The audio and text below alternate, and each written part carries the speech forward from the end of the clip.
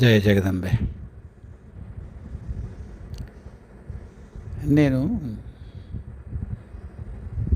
ప్రతిసారి అంటూ ఉంటాను కదా, పురాణాలు చదువుకోలేదు, శాస్త్రాలు చదువుకోలేదు అని. ఎవరన్నా ఇలాంటి ఛానల్ నడిపేటప్పుడు కనీసం కొద్దిగా పురాణాలు శాస్త్రాలు చదువుకుంటే బాగుంటుంది. ఏమిటో అక్కడక్కడ వినడం, వినది నేను నా గుర్తున్నట్టుగా సమన్వయం చేయడం, మీరు అభిమానం కొద్దీ అలా దాన్ని భరిస్తారు అంతే. మొన్నోసారి ఏదో చాలా తప్పు చెప్పినట్టు అందేందో పాపం ఆయన అనిల్ కుమార్ గారిని ఒక ఆయన కరెక్ట్ చేశారు. నిన్న అపర్ణ గారేమో రే బాబుది ఉద్ధవుడు కాదురా కృష్ణుడిని ఆయన వాళ్ళ నాకెక్కడో చదివింది మాత్రం కృష్ణుడు పనుపుని ఉద్ధవుడు వచ్చాడు మత బృందావన చెప్పి గుర్తుంది. అలాగే చెప్పింది సమన్వయం. ఓకే, విషయం అయితే సూత్రం ఒకటే ఉంది, సంఘటన తప్పకుండా తప్పే ఒకవేళ భాగవతంలో అలా ఉండుంటే. అలాగే వసువుల విషయం కూడా నా సమన్వయం సంగతి ఎలా ఉన్నా కథ తప్పు, భారతంలో అలా ఉన్నట్లేదు. మా సత్యవాణమ్మ చెప్పింది, ఎవరే బాబు ఇది కాదురా అయ్యా అని. అప్పుడు మధు గారు చెప్తూ ఉంటారు. ఇలా మీరందరూ మీ అభిమానం కొద్దీ మిగతా విషయాలు నేను చెప్పే మీకు నచ్చబట్టి కాబోలు ఈ దోషాలను మీరు పరిహరిస్తున్నారు. జగదంబ దయ లేకపోతే ఏ ప్రవచనకర్త దగ్గర పూర్తిగా అంటే మన ఈయనెవరు సామవేదం ఆయన కానీ చాగింటి వారు కానీ ఎవరు పద్మాకర్ గారు కానీ ఇంకొకళ్ళు ఎవరు ఆ కాకినాడ ఆయన ఎవరు అష్టావధానం ఒక ఆయన ఉంటారు కదా గారికిపాటి ఆయన, వీళ్ళ ఉపన్యాసాలు వినే ఎవరైనా ఈ పాట నా మొహం తగలిద్దరు. ఎందుకురా బహిరంగ వేదికెక్కి నీకు తెలియని విషయం చెప్తావు సౌర్మణ్యం అని. సరే, ఒక్కోసారి ఇలాంటి తప్పుడు సమన్వయాలు చేసిన అంతఃసూత్రంగా ఉన్న విషయం మీకు బోధపడితే నా తప్పును క్షమించి వినండి. ఈ నాకు కరెక్ట్గా కథ ఏమిటో కూడా చెప్పి రాయండి. I will be more than thankful for that. Just repeat at the cost of repetition. Yes, ఇలాంటి ఛానల్లో ఏదైనా చెప్పే సాహసం చేసేటప్పుడు కొద్దిగా మినిమం భారతం రామాయణం తెలుసుంటే మర్యాదగా ఉంటుంది. బట్ ఓకే, జరిగింది అలా జరిగింది, నాకంతే వచ్చి ఏం చేద్దాం. ఇది ఏమైనా విషయంలోకి వస్తాను. రామతత్వం అని ఆ పేరుతో ఎవరో రాశారు. చిత్రాన్ని పేర్లు పెట్టుకుని డిస్ప్లే నేమ్ వేరుగా ఉంటుంది కదా, అలాగే మరి అబ్బాయో అమ్మాయో రామతత్వం అని పెట్టుకున్నారు. బాగుంది. సందేహం ఏంటంటే వారిది, సందేహమా ప్రశ్న వాటెవర్, సందేహాలు తీర్చిన సీన్లు వెళ్ళండి. ప్రశ్నకి నాకు తెలిసిన సమాధానం చెప్పడమే. వివేకానందుడు అన్నట్ట సమస్త శక్తులు మనలోనే ఉన్నాయి. ఈయనంటారు అది ఈవిడ, హూ ఎవర్ ఇట్ ఇస్.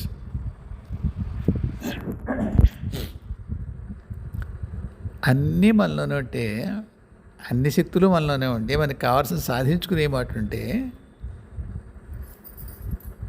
కర్మ ఎందుకు, వాటి సంగతి ఏమిటి? కర్మలు ఉన్నాయి కదా, వాటి సంగతి ఏమిటి? ఊరికే అలా అడిగారు కానీ ప్రశ్న. జీవితంలో తెల్లారులే చూస్తే మన జీవితాలు మన అద్దంలో చూసుకుంటే పొద్దునే లేచి అక్కడ మొదలెట్టి అడుగడుగున మీకు ఈ ప్రశ్న సమాధానం దొరుకుతుంది.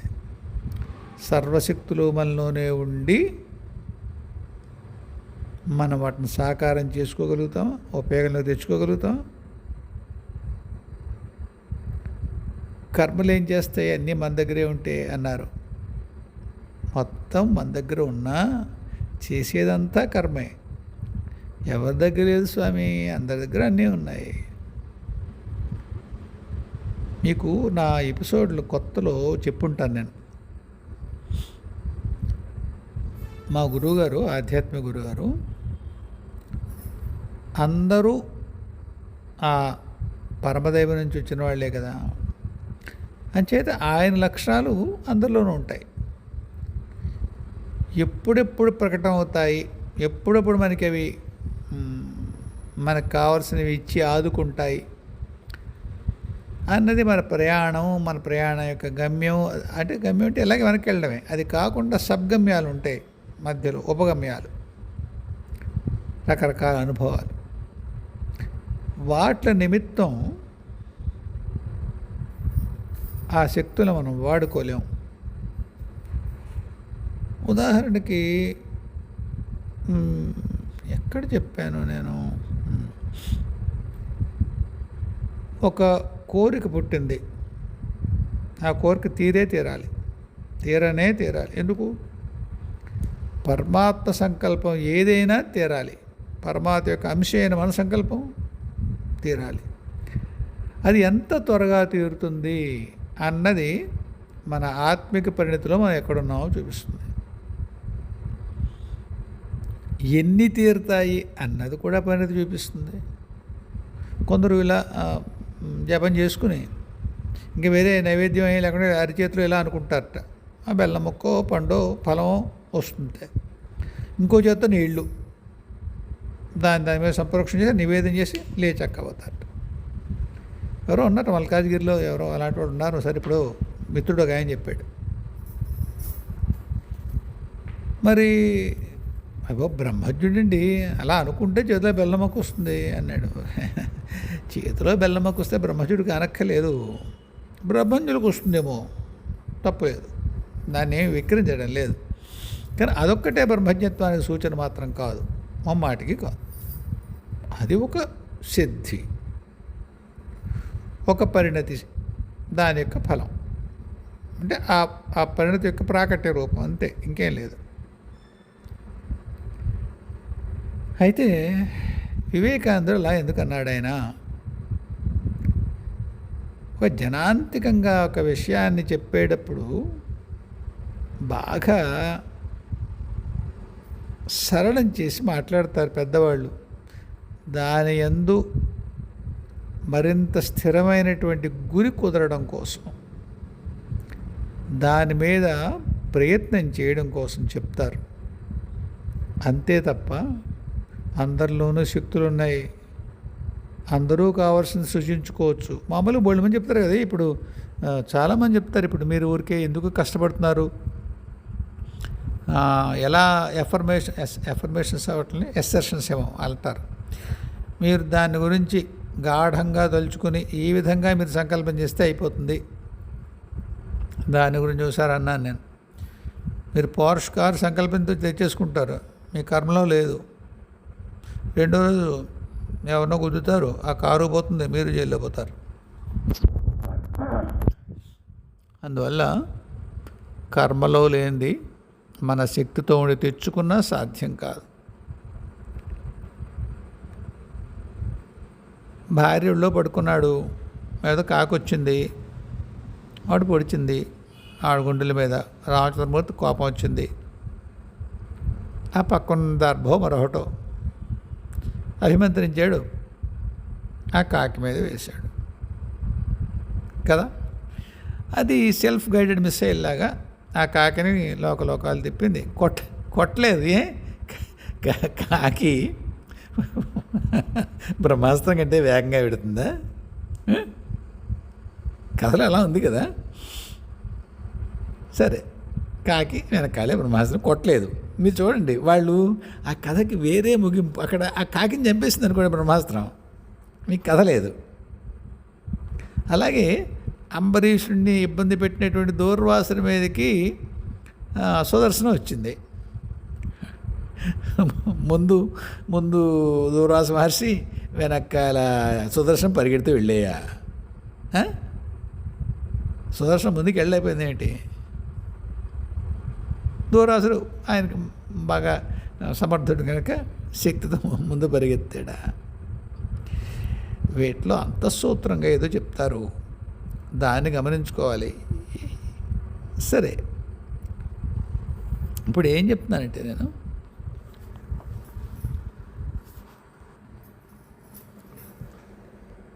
సీతమ్మని తర్వాత రావణాసురుడు తీసుకెళ్ళిపోతాడు. అప్పుడు రామచంద్రమూర్తి ఒక దర్భని మంత్రించి మళ్ళీ ఎవరైతే నా భార్యను తీసుకెళ్ళారో వాళ్ళని వధించు అని బ్రహ్మాస్త్రాన్ని పంపాడా? రెండోసారి బ్రహ్మాస్త్రం వాడకూడదని నియమం ఉందా? ఎందుకు చేయలేదు?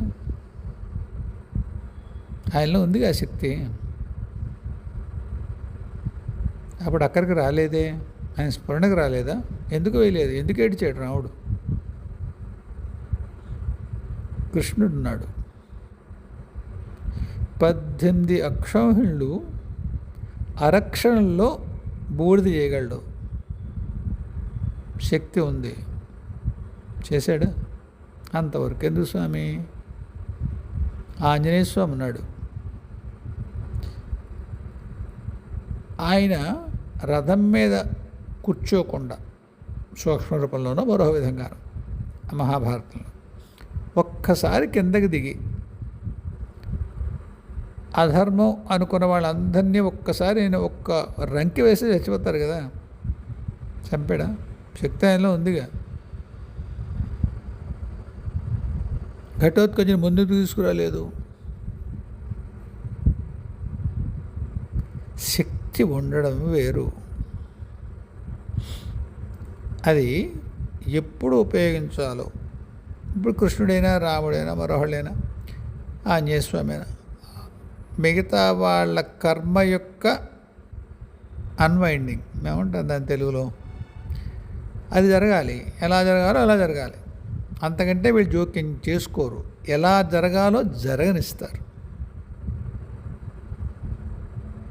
కాబట్టి మనలో శక్తులు లేక కాదు,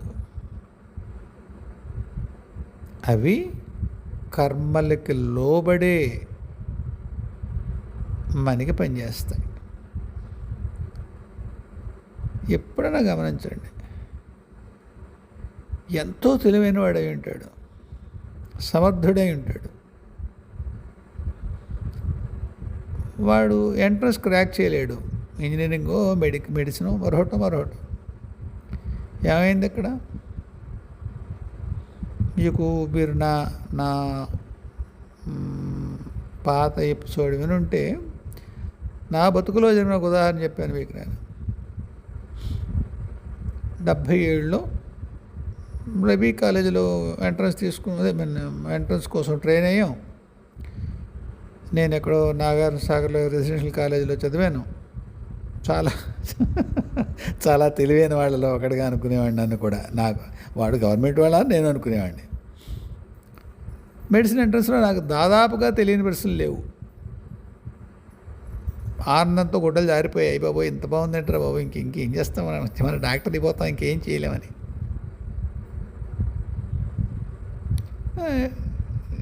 ఇంగ్లీష్ మీద ఒళ్ళు పొగరు, వాడు ఎవడ క్లర్క్ సరిగ్గా చదవలేదని చెప్పి నేనే చదివేసాను అనుకుని ఒక కలర్ ఇంకొక కలర్ కోడ్లో రాసేసాను. క్షౌరం. నాకు తెలివితేటలున్నాయిగా, అది నా శక్తేగా. నాకు కర్మ రాలేదు అక్కడికి. నేను ఫలానా మంత్రం జపం చేయగలను, చేయనివ్వరు. కాలము మరొకళ్ళు నా కర్మేను. చాలా అందంగా ఉన్న అమ్మాయిలకి పెళ్ళి అవ్వదు. కారణం ఏమి ఉండదు, పెళ్ళి కుదరదు, అంతే, అయిపోయింది కథ. ఇంకేం లేదు, పెళ్ళి కుదరదు.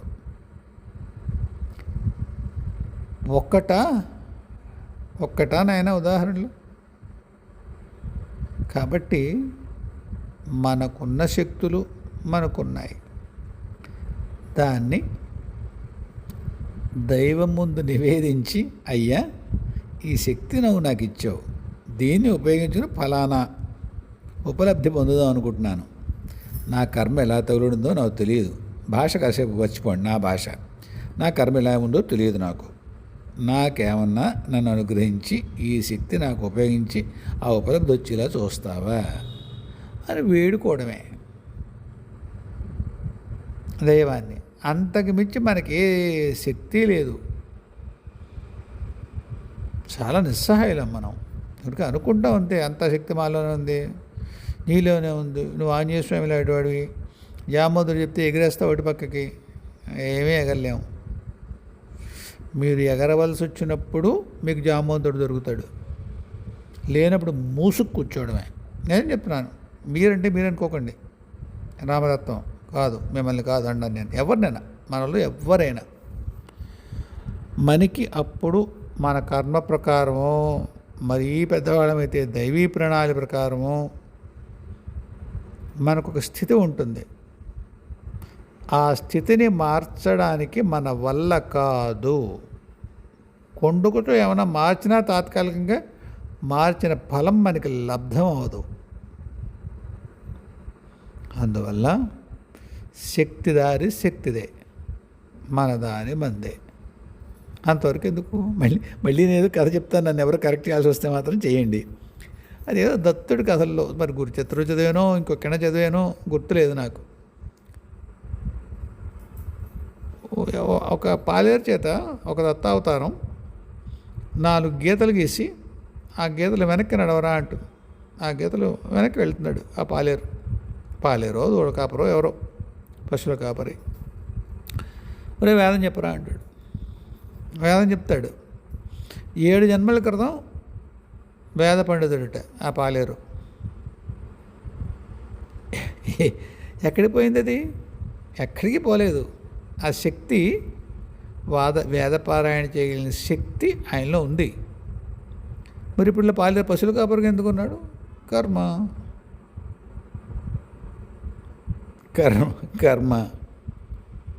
నా భుక్తం క్షీతే కర్మ. దాన్ని భోగిస్తే కానీ ఆ కర్మ క్షయం కాదు. మీకెంత సమర్థతలున్నా కానీ అదే నిర్ణయిస్తుంది. ఇంకో చిత్రం చెప్పనా? మీ కర్మలు ఏమీ ఉండవు. ఇది కొద్దిగా పారాడాక్సికల్గా ఉండొచ్చు, విచిత్రంగా. మీ కర్మలు అయిపోయాయి, కానీ ఒకానొక కష్టం మీతో ఉంది, ఆ కర్మలో సంభవించింది. మనం ఏం చెప్తాం? కర్మ అయిపోయాక కానీ చిటికేసినట్టు మాయమైపోతాయి ఆ కష్టాలు. నిజమే, మాయమవుతాయి. కొందరు జీవితాల్లో ఆ కర్మలు అయిపోయినా కానీ కర్మ తీసుకొచ్చిన కష్టం పోదు. ఆ కష్టాన్ని మరి దేనికో వాడతారు. ఎవరు వాడతారు? మీ ఉపాస్య దేవతలో, మీ గురువులో ఎవరో. అరే నా కష్టాన్ని వాళ్ళు వాడుకోవడంటే బాబు వాడతారు. అది కూడా మీకు ఒకానొక ఏమన్నాళ్ళని పుణ్య సంపదన చేకూరుస్తుంది. ఆ పుణ్య సంపదను మీరు కారు కొనుక్కుందుకు, ఇల్లు కొనుక్కుందుకు, అమ్మాయి పెళ్లి చేయడానికి వాటికి వాడలేరు, వాడనివ్వరు. మీకోసమేది కూడా. ఒక ఆవిడకి కర్మలు అయిపోయాయి. మరి ఆయుష్ ఎంత ఉందో నాకు తెలియదు, కానీ కర్మలు అయిపోయేట. అయినా కోడలు అవమానిస్తూనే ఉంటుంది ఆవిడ్ని. ఇంకా అర్థం అవుతుందండి. కర్మ అయిపోయింది, కోడల చేత ఆ ఇబ్బంది పడే కర్మ అయిపోయింది. కోడలు మాత్రం అవమానిస్తూనే ఉంటుంది. ఇంకొక ఆవిడ అందరికీ వంటలు చేసి వాళ్ళు నచ్చింది నచ్చలేదు ఇలా అనుకుంటూ బాధపడే ఒక కర్మ ఉందనుకోండి, ఆ కర్మ అయిపోయింది. కానీ కోడలు మాత్రం వంట చేయట్లేదు, ఈవిడ చేసుకుంటుంది. ఏ మార్పు ఉంది భౌతిక స్థితిలో వీళ్ళిద్దరికీ? ఇవి జరిగిన విషయాలు. నేను ఊరికే మీకు ఉదాహరణ కోసం ఏం చెప్పట్లేదు, నిజంగా జరిగాయి. ఏం చెప్తారు? నా కళ్ళు ఏ కర్మ కారణంగా కనిపించడం లేదో ఆ కర్మ అయిపోయింది. ఇప్పుడు ఆ మధ్య ఎప్పుడో ఫలానా ఆ తాచు శాపం పోయింది, ఫలానా ఇదో ఇంకోడెవడో నీ కళ్ళు పొడి చేసినాడు, వాడి బాధ తీరిపోయింది, మరొకటి అన్నారు. రాలేదే. దాని వేరే కారణం చెప్పారనుకోండి. ఇప్పుడు నేను ఈ వేదిక మీద నేను చెప్పలేను, కానీ ఇలాంటి బహిరంగ వేదికల మీద. సో లాంగ్ స్టోరీ షార్ట్, కర్మలు వాటి చోట్ల ఉన్నాయి. మన ఏమంటారు, సమర్థతలు, నైపుణ్యాలు, శక్తులు, పరమాత్మ సంతానంగా మనకి ఏవైతే లభ్యమై ఉన్నాయో అవి మనతోనే ఉన్నాయి. కర్మ అనుకూలించినప్పుడు మీ శక్తి ఫలీభూతం అవుతుంది. కర్ణుడి కథ తెలుసు మీకు, అర్జునుడి కథ తెలుసు, అభిమన్యుడి కథ తెలుసు. కాబట్టి ఎక్కువగా పెద్దవాళ్ళు అలా అన్నారు కాబట్టి ఇలా అవ్వట్లేదేమిటి అని వ్యధేయం చెందక్కర్లేదు. వాళ్ళు ఎప్పుడూ ఇందాకనే చెప్పినట్టుగా ఒకానొక విశేషమైనటువంటి జనబాహుల్యానికి ఒక ప్రేరణగా ఉండేందుకు అలాంటి మాటలు మాట్లాడతారు. అవి వైయక్తికంగా వాటిని వాడుకునేది ఇలా ఉందేమిటి అని పెద్దగా బాధపడక్కర్లేదు. ఏమండి?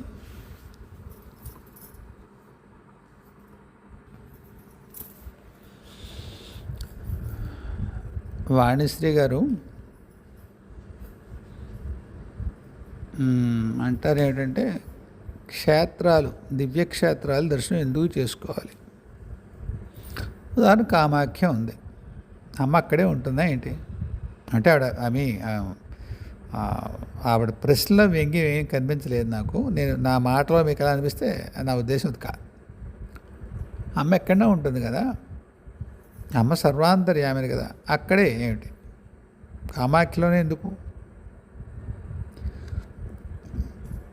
దాని పురాణ కథలు నేను చెప్పాను మీకు, ఎక్కడ నెట్లో చూసుకున్నా చెప్తారు, లేకపోతే మన నండూరి శ్రీనివాస్ గారు మంచివి దాని మీద వీడియోలు చేశారు కామాఖ్య మీద. ఆయన కొంత అథెంటిక్గానే ఉంటాయి, కాస్త అటు ఇటు చూసి చదివి చెప్తారు ఆయన. కాబట్టి ఒకవేళ మీకు దాని కథే కావాలంటే క్షేత్ర మహిమ, క్షేత్ర చరిత్ర ఆయన వీడియో చూడవచ్చు. కానీ నాకు అర్థమైంది ఏమిటి అంటే, అసలు మొట్టమొదటి చాలా ఏళ్ల క్రితం, మేబీ mid-60s, late 60sలో ఒక సినిమా వచ్చింది, బాలరాజు కథ అని. అందులో చాలా హిట్ పాట ఉంటుంది, అడిగానే అనుకోవద్దు, చెప్పకుండా దాటేయద్దు. అందులో అంటాడు, ఎక్కడ పడితే అక్కడ ఉంటే ఇక్కడికి ఎందుకు వచ్చారు, ఈ రాయికి మొక్కగా వచ్చారు. చాలామందికి నచ్చుతుంది ఆ పాట. ఘంటసాల పరమాద్భుతంగా పాడతాడు. మా కుర్రాడు ఎవరో కుర్రాడు బదులు సుశీల పాడుతుందేమో, పాట చాలా బాగుంటుంది. అంటే ట్యూను, నడక. నాకెందుకో కష్టం వేసి చిన్నప్పటి నుంచి ఆ పాట అర్థమయ్యేది కాదు. అంటే అలా అనకూడదు అనిపించేది. ఎక్కడ పడితే ఎక్కడ ఉంటే ఎక్కడ ఎందుకు వచ్చారు, ఏ రాయికి మొక్కగా వచ్చారు, అంత సులువుగా ఉందే. ఎక్కడ పడితే అక్కడ ఉంటే దొరికేస్తాడా? ఏ యుగంలో మాట్లాడుతున్నాం మనం? రేడియో వచ్చేసింది అప్పటికే కదా. రేడియోలోని శబ్ద తరంగాలు దాని ఆ ట్రాన్స్మిటర్ యొక్క శక్తిని బట్టి, ట్రాన్స్మిటర్ పదం ఊరికి ఇంగ్లీష్ పదం వాడుతున్నాను, దాన్ని ఏమంటారో నాకు తెలియదు టెక్నికల్గా. At least I cannot recall now, గుర్తు రావట్లేదు.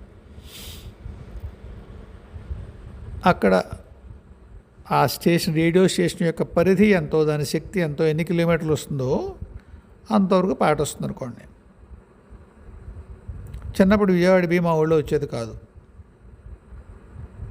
విజయవాడ స్టేషన్ వచ్చేది, విశాఖపట్నం వచ్చేది, విజయవాడ బి వచ్చేది కాదు. సరే, ఇప్పుడు రేడియో ఎందుకు చెప్తున్నానంటే, మీరు రేడియో ఆన్ చేయరు, మీ దగ్గర రేడియో లేదు, మీరు ఆ పాట వినగలరా? అక్కడే ఉంది అది. విజయవాడ నుంచి వచ్చేటువంటి ఆ పాట యొక్క శబ్ద తరంగం మీ ఊళ్ళో, మీ పెరట్లో, మీ బాత్రూంలో, మీ ఇంటి కప్పు మీద, మీ చెరువు గట్టుని ఎక్కడ పెడితే అక్కడ ఉంది. రేడియో పెట్టుకోకుండా వినండి, కుర్రవేధ ఆ స్వామీజీని విక్రించినట్టుగా పాడితే మనం తప్పట్లు కొట్టాం. రాసిన వాటికి నమస్కారం. ఏది రేడియో ట్యూన్ చేయకుండా వస్తుందండి మీకు ఆ పాట. మీరు ట్యూన్ అవ్వకుండా దైవం దక్కడు. మీరు ట్యూన్ అవ్వకుండా దైవం దక్కడు. క్షేత్రమహిమ ఏమిటి? అదే క్షేత్రం. కాన్సన్ట్రేటెడ్గా ఒక చోట కేంద్రీకృతమై గాఢమైనటువంటి లేదా గాఢతమమైనటువంటి శక్తి సంచయం అక్కడ ఉంటుంది ఆ స్థలాల్లో. కొన్ని దశాబ్దాల క్రితం ఇదే ప్రశ్న అమ్మని అడిగాను నేను. అబ్బా అమ్మని అడిగావా? అవునండి, అమ్మనే అడిగాను. అప్పట్లో 72 గంటల లోపల నాకు ఏం అడిగినా సమాధానం వచ్చేది. ఎవరో వాళ్ళు చెప్పేవాళ్ళు. ఒక్కొక్కసారి పాకేవాడు, వాచ్మ్యాను, ఇంటికి బట్టలు వేసిన చాకలి, తాగేసినటువంటి ఒక కులీగు, వీళ్ళు చెప్పేవారు సమాధానాలు. నిజం. సరే, అమ్మని అడిగాను, అమ్మ గుళ్ళు ఎందుకే? అంతటా ఉంటావు కదా, గుడి ఎందుకమ్మా అని. అప్పుడు ఆవిడ చెప్పిన సమాధానం ఈవేళ మీకు నేను కోట్ చేస్తున్నాను. ఇది తర్వాత మహాత్ములు చాలామంది మీకు చెప్పుండొచ్చు వేదికల మించి. నాకు అమ్మ చెప్పింది. ఆవిడన్నమాట, నీలాంటి వాళ్ళు ఎక్కడో అక్కడ నాకు మొక్కుకుంటారు, ఇక్కడ ఉన్నాను అనుకుంటారు నాన్న. అందరికీ అందద్దు, అలా అనిపించద్దు. ఎక్కడైనా ఒక చోట వాళ్ళు అందుకునేలా ఉండేటువంటి ఒక్క శక్తి యొక్క ఏమంటారు దాన్ని, ఆ శక్తిని మొత్తం అంతా కూడి ఒక చోట గాఢంగా ఉంటుంది. ఒక చోట అక్కడ తపస్సు, ఉపాసన ఇవేవీ లేకపోయినా కేవలం అక్కర, అంటే దైవాన్ని చూడాలి, దైవం దండం పెట్టుకోవాలి అనుకునే అక్కర ఉన్న అందరికీ అందుతాను రా గుళ్ళో. బీజాక్షరాలు కానివ్వండి, మహాత్ముల యొక్క శక్తిని అక్కడ నిక్షిప్తం చేయడం కారణం కానివ్వండి, మనదైనటువంటి భక్తి అక్కడ శక్తిగా మారి కూడి తిరిగి మనకే వరం ఇచ్చేటువంటి స్థితి రానివ్వండి, ఏదన్నా కారణం కానివ్వండి, అటువంటి క్షేత్రాలు అందరికీ అందుబాటులో ఉంటాయి. వీటికి 20 ఏళ్ల క్రితమే నీకు ఎక్కడ పడితే అక్కడ దొరికేస్తాను నీకు అందా అమ్మ? అవునండి, అంది అమ్మ. ఎందుకంటే క్షేత్రాలకి పెద్దగా వెళ్ళేవాడిని కాదు నేను, చిన్నప్పటి నుంచి వెళ్ళేవాడిని కాదు. ఎందుకో తిరుపతి మాత్రం వెళ్తూ ఉండేవాడిని. దానికి అమ్మవారి ఇష్టం, కానీ తిరుపతి లాగేది ఎందుకో బుర్ర, వెళ్ళేవాడిని.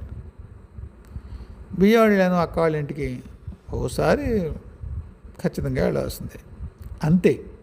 అంతకు మించి క్షేత్ర దర్శనం చేసేవాడిని కాదు. అంటే బాగానే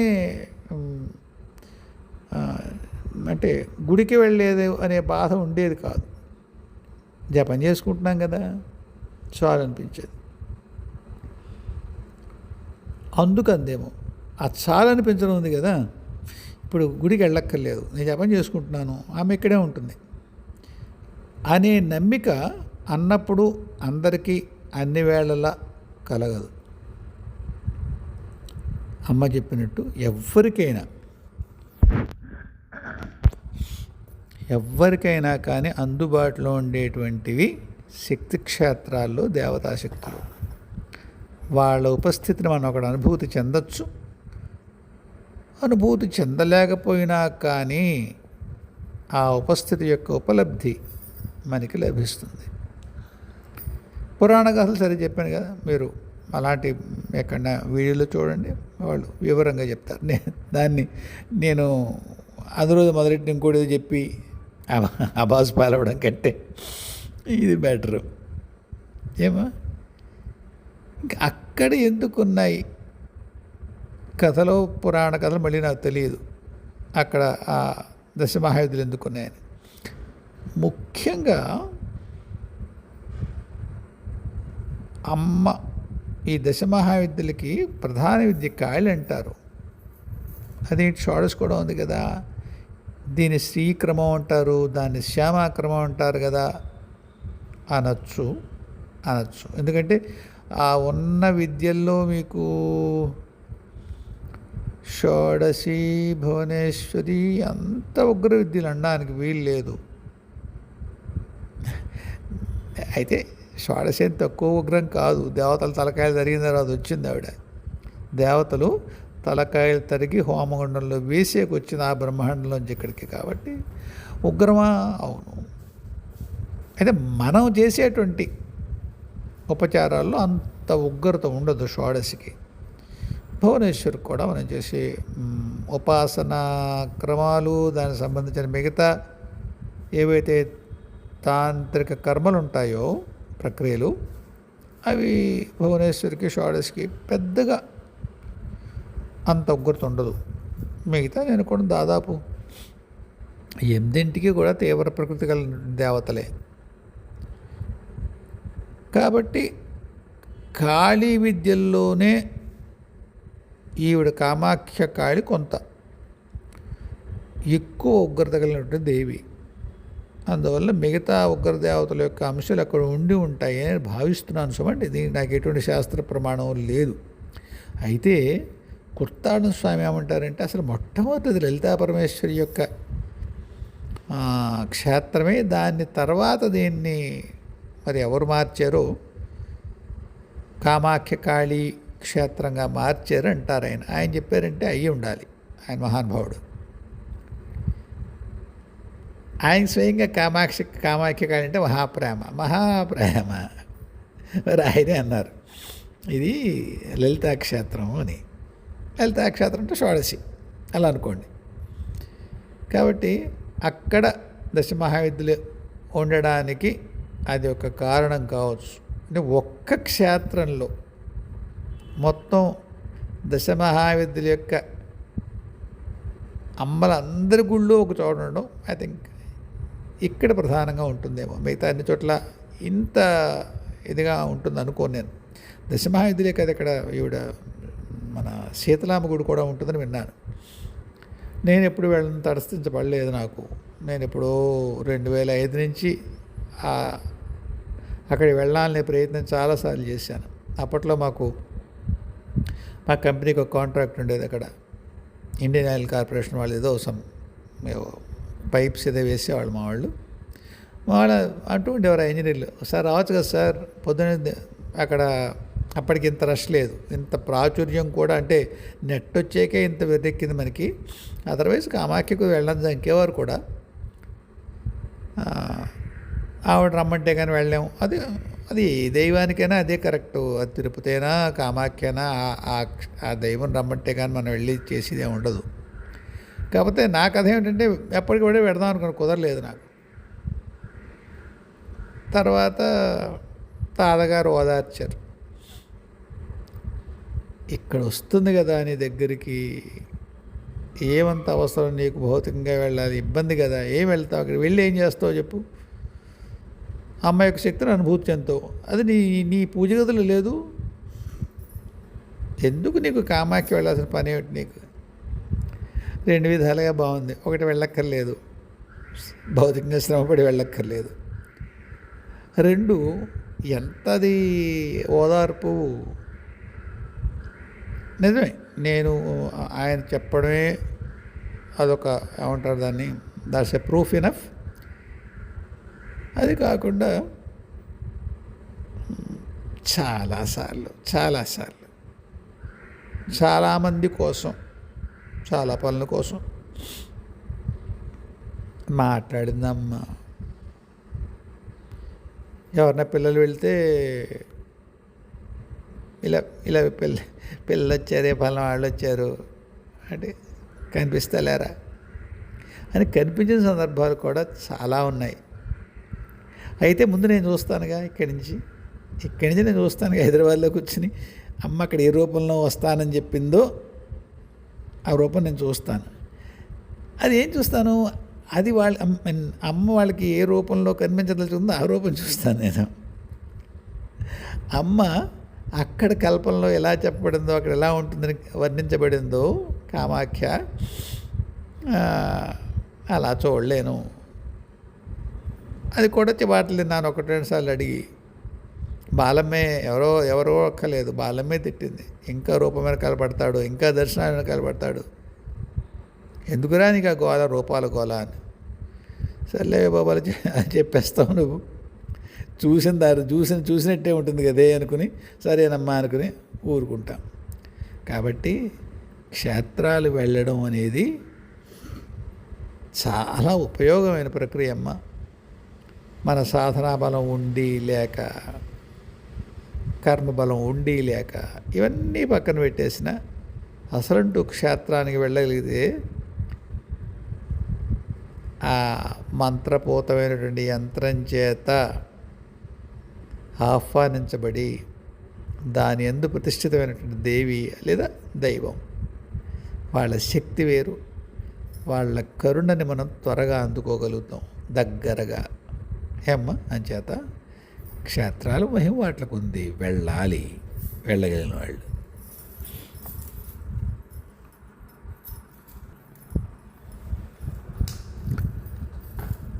కాశయ్య గారు అడుగుతున్నారు, భగవద్గీతలో కృష్ణుడు చెప్పే కదా కర్మ అంటకుండా ఉండే పని చేసే విధానం ఎలా అని. అయ్యా 18 అధ్యాయాలు 700 శ్లోకాలు చెప్పాడు విరుబగులాడు. మీరు ఒక్క వాక్యంలో అడిగేస్తారే ఎలా అని. అయితే నేను ఒక్క వాక్యంలో చెప్తా.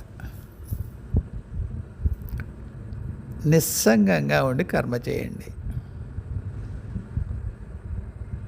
నిస్సంగంగా ఉండి కర్మ చేయండి, కర్మ మీకు అంటదు. సంగం వచ్చిన వెంటనే ఆ కర్మ మిమ్మల్ని వదలదు. మనమేనండి తెలియని వాళ్ళం. ఆ కర్మ వ్యవస్థను ఏర్పాటు చేసిన వాళ్ళు పిచ్చోళ్ళ కాదు. చాలామంది చెప్తే కృష్ణుడు చెప్పాడా నిస్సంగంగా ఉండు, కర్మ అంటుకోదు. యోగస్థ కురు కర్మాణి సంగం త్యక్త్వా ధనంజయ సిద్ధ్యో సమోభూత్వ సమత్వం యోగ ఉచితే. Excellent, first class. చాలా ఇష్టమైన శ్లోకం నాకు అది. నిస్సంగంగా యోగ స్థితిలో ఉండి కర్మ చేసేయి. పని అయిందా లేదా పట్టించుకోకు, కర్మ చేయి. అవే మాట రకరకాలుగా చెప్పాడు 18 అధ్యాయాల్లో, దాదాపుగా అది చెప్పాడు ఆయన. నిస్సంగమైన కర్మ, అటాచ్మెంట్ లేకుండా చెయ్యి. ఫలం ఎందు కానీ విషయం ఎందు కానీ దేని ఎందు లేకుండా చెయ్యి. అలా సులువుగా ఉండదు. చాలా ఏళ్ల క్రితం చందమామ కథ ఉంది. ఇదివరకోసారి నేను ఉటంకించుంటే ఇది పునరుక్తి, క్షమించండి. ఒక దొంగతనం చేసి ఒక దొంగ ఎక్కడో హరికథా కాలక్షేపం చేస్తుంటే ఒక చోటుకి వెళ్ళి తప్పించుకుందుకు ఓ దుప్పటి కప్పుకొని ఆ శ్రోతల్లో ఆయన కూడా కూర్చొని వింటాడు. ఒక గుళ్ళో ఆయన పురాణం చెప్పే ఆయన, నీకు దాని ఎందు అటాచ్మెంట్ లేకపోతే, నువ్వు ఏ బాధ, కోపం, కోరిక మరొకటి ఏమీ లేవు, నీకు ప్రేమ లేదు, ఆసక్తి లేదు, విరక్తి లేదు, ఏం లేదు, చేస్తూ నీ బాధ్యత గురించి చేస్తూ పోతావు అనుకో, నీకు కర్మఫలం అంటది అన్నాడు. ఈయన అనుకున్నాడు, ఇంట్లో వాళ్ళని పోషించడం నా బాధ్యత. దొంగతనాలైనా మరొకటైనా ఏదైనా చేస్తాను, నాకు అదే వచ్చు, చేస్తాను. కాబట్టి ఈ దొంగతనం చేసిన కర్మ ఫలం నాకు అంటదు అనుకున్నాడు. గట్టిగా నమ్మాడు. చిరకాలం చేసాడు అలా అని ఎవ్వరూ పట్టుకోలేకపోయారట. తర్వాత ఈ కథలో మళ్ళీ ఎంత గుర్తుందో తెలియదు, చాలా ఏళ్ళు అయిపోయింది, బొత్తిగా టీనేజ్ కూడా లేకుండా ఉన్న అంత చిన్నవాడిని ఆ కథ చదివినప్పుడు. ఎవరో మహర్షి దగ్గరికి వెళ్ళి ఆయన ఇబ్బంది పెడతాడు. ఈయన వల్ల మహర్షి ఇబ్బంది పెడతాడు. ఆయన చెంబులో నీళ్ళు తాగడమో లేకపోతే ఆయన మెలుకు తట్టేసి తపస్సు చేసుకుంటే అర్జెంట్ మంచిలు కాదు ఇవ్వయే బాబు అండమో ఏదో చేస్తాడు. నువ్వు రాయి అయిపోతావు అంటాడు ఆయన. రాయలేదు పాడలేదు, నాకు దాహం వేస్తుంది, నీ దగ్గర చెంబు ఉంది అడిగాను, నీ తపస్సు పాడియాను, నాకేం ఉద్దేశం ఏం లేదు, దాహం లేకపోతే చచ్చిపోతానయ్యా నేను, అందువల్ల తాగాను, ఏంటి తొక్క ఏం వదలే, నీ శాపం నాకు పట్టదు అంటాడు. ఆవిడేమి ముని కూడా ఆశ్చర్యపోతాడు, వెళ్ళిపోతాడు. నేను పెద్దతనం వచ్చిన తర్వాత ఇంకా దొంగతనానికి వెళ్ళలేని పరిస్థితి వస్తుంది. కోడల్ని కొడుకుని కావాలి దొంగతనాన్ని పంపిస్తాడు. వాళ్ళ అదృష్టం బాగోలేదు, దొరికిపోతారు రాజుగారికి.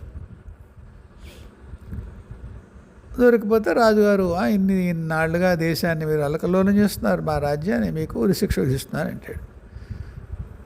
సరే, దొంగల దాంట్లోంచి ఒకడొచ్చి, సర్దార్ ఇలా జరిగింది, నీ కొడుక్కి కోడలికి ఉరిశిక్ష వేశారు, రేపొద్దున ఉరి తీస్తారంట. ఈయన ఒక్కసారి ఆ దైవమా ఎంత పని చేసావు, వాళ్ళు ఏమంత అపరాధం చేశారని, నేనేం అపరాధం చేశాను, ఈ వయసులో నాకు ఇంత శిక్ష వేసావు అంటాడు. అయిపోయింది, టక్కన రాయి అయిపోతాడు. ఆవిడు బేతాళ్ళు అడుగుతాడు, రాజా ఎన్నాళ్ళు శాపం పట్టలేదు వాడికి, ఇప్పుడు ఎందుకు పట్టింది? వాడది బాధ్యతగా అనుకున్నాడు, తనకేమీ అంటదనుకున్నాడు. అలా అనుకున్నంతకాలం నిస్సంగంగా ఉన్నాడు. ఆ శాపం అతను ఏం చేయలేకపోయింది, మన శాపం. ఎప్పుడైతే పిల్లల విషయంకి వచ్చేసరికి అలా జరుగుతోంది, మనం ఏం చేస్తాం, నిస్సంగంగా లేకపోయాడు. వాళ్ళు దొరికిపోయారు, వాళ్ళ జీవితం అయిపోయింది, ఆయుష్ అయిపోయింది, మనం చేసేది ఏముంది అని నిస్సంగంగా లేకపోయాడు, నిర్మోహిగా లేకపోయాడు దొంగ. అందువల్ల ఎంతవరకు అతన్ని ముట్టుకోలేని శాపం ఇప్పుడు ముట్టుకోగలిగింది. అతని నిస్సంగత్వం జారిపోయింది ఆయన దగ్గర నుంచి. అదే అతని కవచం. ఇప్పుడు ఆ కర్మఫలం ఇప్పుడు ఆయన వెంట. సరే, ఆయన వెళ్ళిపోతాడు, ఆయన బేతాళు చెట్టు మీదకి. కానీ కథ నిజం, అది ఎలా జరిగిందా తెలియదు నాకు, కానీ సూత్రం మాత్రం మీరు గమనించండి. నిస్సంగత్వం మీరు ఒకసారి పెట్టుకున్న తొడుగు కారాదు, అది మీ స్వభావం కావాలి. అయితే నిస్సంగత్వం తొడుగు పెట్టుకునే నిజంగా కథలోలాగా మనకి అంటవాండి వెళ్ళకండి, అలాంటి తర్కంలోకి వెళ్ళకండి. ఒక సూత్రం చెప్పడం కోసం రాసిన చందమామ కథ అది, అంతవరకు చూడండి. కాబట్టి నిస్సంగంగా ఉంటే కర్మఫలం అంటదు కాశయ్య గారు మనకి. ఇదే మొత్తం దాని నికష, దాని మొత్తం ఏమంటారు, దాన్ని నికష కాదేమో, ఏమంటారు దాన్ని, మొత్తం సారం. భగవద్గీత మొత్తానికి అదే సారం. ఇంకొక ప్రశ్న వేశారు మీరేమంటారు, ఆడవాళ్ళని ఏడిపించిన వాళ్ళు ఎవరన్నా ఇబ్బంది పెట్టిన వాళ్ళు ఉంటే వాళ్ళ ఆడవాళ్ళని మనం ఇబ్బంది పెట్టచ్చా? బండబూతు వేస్తారు, బండబూతు. కొడుకునే మీరు తప్పు చేసేయడం కొట్టకూడదు అంటారండి. అంటే చాలాసార్లు మనం మళ్ళీ మీకు నిత్యానంద్ గారి పుస్తకం చెప్తా, ఏంటవి, నమ్మకమైన ఉపాయాలు ఏదో ఉంటుంది పుస్తకం, అద్భుతమైన పుస్తకం. నిత్యానంద మీకు కోపం వస్తే రానివ్వండి, కానీ చదవండి ఎప్పుడన్నా. వాటి పేరు నిత్యానంద పుస్తకం పేరు మూసేసి చదువుకోండి, భలే ఉపయోగపడతాయి. అందులో చెప్తాడు ఆయన, మీరు పిల్లల్ని కొడతారా? ఎందుకు కొడతారు? మొదటి దెబ్బ వాడు చదువుకోలేదు, వాడు పాడైపోతాడు. తర్వాత ఏం కొడతారు? నా పేరు తగలేసేవరా, నేను తలెత్తుకోలేనురా, రేపొద్దున మా అన్నయ్య వాళ్ళు అడుగుతారు, నీ కొడుకు ఏదో పొడుస్తాడు, అక్కడ పంపించు, ఆ స్కూల్ పంపించు, నువ్వు వెధవాడు అంటారు. నా తల తెగ్గొట్టేసేవారు. నేను ఎప్పుడు క్లాస్ ఫస్ట్లో ఉండేవాడిని, నాకెలా పుట్టేవారు ఇంత వెధవి, ఎప్పుడు అంతే. పిల్లాడు అల్లరి చేస్తే తల్లి ఎందుకు కొడుతుంది? తోటికోడలు మీ చెంటాడు చేసేది ఈ పని అన్నందుకు కొడుతుంది. నీ మూలాన్ని అడ్డమైన వాళ్ళ చేతనే మాటలు వింటున్నాను రా. అత్తగారు తిట్టిందనుకో, చూడవే కదా పిల్లాడు ఇక్కడ ఏదో చేసాడు, ధమ్ము ధమ్ము అత్తగారిని కొట్టలేక పిల్లాడిని కొడుతుంది. ఊరికే కొన్ని ఇంటి ఉదాహరణలు ఇచ్చాను నేను. ఎప్పుడు ఇంకొకరిని కరెక్ట్ చేసే ఉద్దేశ్యం కాకుండా ఇంక ఏ ఉద్దేశంతో ఎవరిని నిందించినా శిక్షించినా మీకు శిక్ష తప్పదు. అది చూస్తూ వదిలేయాలా? మీ కర్తవ్యం అదైతే శిక్షించడం. మీరు పోలీసుగా ఉన్నారు, మీ కర్తవ్యం అది. ఇక్కడ మీరు చేయాలి. మీరు పోలీస్ కాదు, అప్పుడు మీరు వాడు శిక్షించడానికి లేదు. మీరు కేవలం ఇంకొకడికి చెప్పగలరు. ఆ వ్యవస్థ ఏదైతే ఉందో, రక్షణ వ్యవస్థ, శిక్షణ వ్యవస్థ, వాళ్ళకి మీరు ఎస్కలేట్ చేయగలరు. అంటే వాళ్ళ వరకు తీసుకెళ్ళగలరు విషయాన్ని. ఎవరైనా చెదకొట్టేస్తుంటే అండి ఊరుకోవాలా? ఆత్మరక్షణ వద్దని అంటలేదు నేను. మళ్ళీ ఆత్మరక్షణకి తిరిగి మీరు వాళ్ళ మీద ప్రహారం చేయడానికి, దెబ్బ కొట్టడానికి చాలా సన్నటి గీత ఉంటుంది కాశయ్య గారు. అది దాటామా కర్మ ఉంటుంది. ఇలాంటి అనేక ధర్మ సూక్ష్మాలు ఉండి ఒకసారి సరిగాను ఒకసారి సరిగ్గా లేకుండాను ఎంత ధర్మపథంగా పరిపాలించినా రాజు అనే పదవిలో ఉండేవాడికి అనేకమైన కర్మలు సంప్రాప్తిస్తాయి. అందుకే రాజ్యాంతే నరకం ధ్రువం. నువ్వు ఎంత చక్కటి పరిపాలన చేసినా నీ రాజ్యం అయిపోయిన తర్వాత, నువ్వు శరీరం వదిలిపెట్టి వెళ్ళిన తర్వాత నీకు నరకం తప్పదు. అంటే నరకం అంటే అక్కడ కర్మ అనుకోండి, దుష్కర్మ యొక్క ఫలం. అలా తీసుకోండి. నరకం అంటే మీరు అందరూ వెళ్ళి కుంభీపాకంలో వేస్తారా, రౌరవంలో వేస్తారా, అశిపత్ర వ్రతంలో వేస్తారా, ఇవన్నీ వద్దు, అలా వెళ్ళకండి. కాబట్టి వాడు ఆడవాళ్ళని ఇబ్బంది పెట్టాడు కాబట్టి వాడి ఆడవాళ్ళని మీరు ఇబ్బంది పెడతారు. మీరంటే ఎవరన్నా తప్పు సార్, అసలు ఆలోచనే రానివ్వకండి. అది ఎట్టి పరిస్థితుల్లోనూ కూడా ఆచరణీయము కాదు, ధర్మము కాదు. వాళ్ళేం చేశారు మిమ్మల్ని? నిజమే, ఆడవాళ్ళని ఇబ్బంది పెట్టాడు, వీళ్ళకి ఏం కర్మలు ఉన్నాయి తర్వాత సంగతి. రైట్ అని అంటలేదు నేను. వాళ్ళ కర్మలు ఉన్నాయి కాబట్టి వాళ్ళు వీళ్ళ బుధం మీద చేతిని అంటలేదు.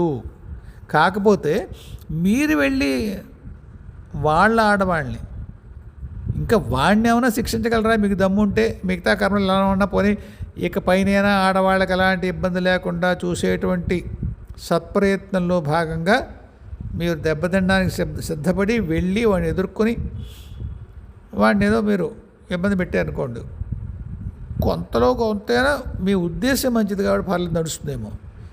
అంతేగాని అసలు వాళ్ళు పిక్చర్లో లేనటువంటి వాళ్ళ ఆడవాళ్ళని వాడు చేసిన పాపానికి మీరు ఎట్టి పరిస్థితుల్లోనూ వాళ్ళ జోలికి వెళ్ళడానికి వీలు లేదు.